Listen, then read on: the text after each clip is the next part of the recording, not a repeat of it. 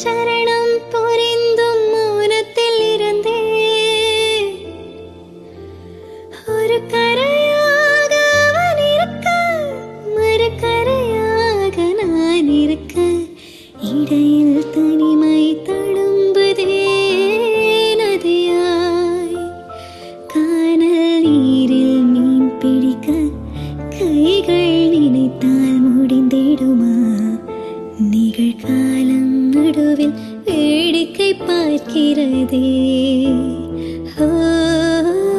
कहने को जश्न बहारा है इश्क ये देख कह रहा है फूल से खुशबू हफा हफा है गुलशन